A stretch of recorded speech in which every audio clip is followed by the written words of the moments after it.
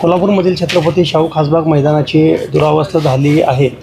या संदर्भात पैलवान यांनी सर्व शहरातील पैलवानांनी आज या ठिकाणी प्रतिकात्मक आंदोलन केलं आहे आणि निवेदन दिलं आहे, ज्यामध्ये यांची प्रामुख्यानं मागणी होती की या ठिकाणी प्रॅक्टिस करण्यासाठी त्वरित आखाडा उपलब्ध करून द्यावा।